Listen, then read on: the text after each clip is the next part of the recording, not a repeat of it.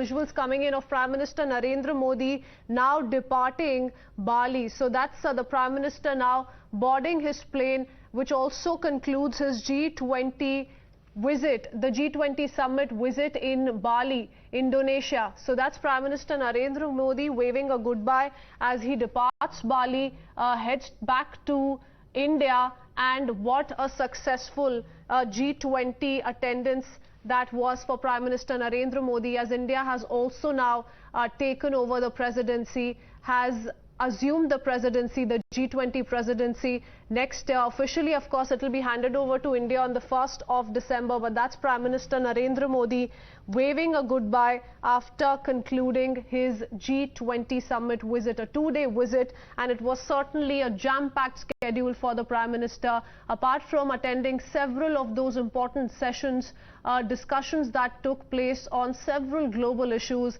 the Prime Minister also today had several bilateral meetings. The last one, of course, was with the newly elected Prime Minister of United Kingdom, Rishi Sunak. Let me go across to Rishabh as well, joining us on the phone line.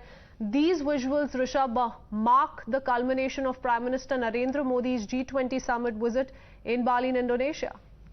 So not only culmination of the G20 summit in Bali, Indonesia, but also the starting of the presidentialship of India. India will be taking over the presidency officially on 1st of December.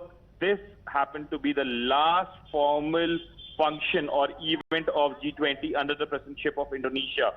Prime Minister's visit to Bali can be seen as one of the most successful visits for an Indian leader to G20. Remember, he met Joe Biden, he met Rishi Sunak, he met a number of heads of states from Singapore to Indonesia to all the member states.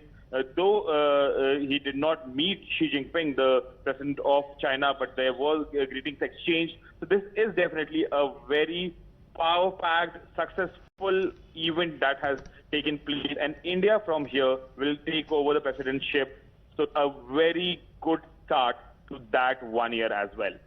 Absolutely, and the kind of meetings he held all throughout, Rishabh, also of utmost importance and very, very crucial meetings at that. Talk about UK Prime Minister Rishi Sunak, wherein he interacted with him one-on-one for the very first time after he took over as the Prime Minister of United Kingdom. Talk about his handshake with President Xi Jinping. All of that has been much talked about all throughout.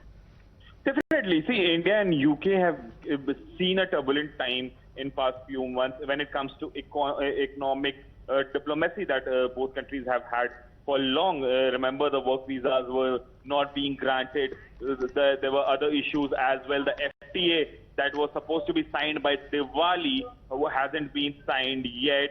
There were statements that came in from the Home Department of United Kingdom, which didn't go well, down well with Indian authorities here in India.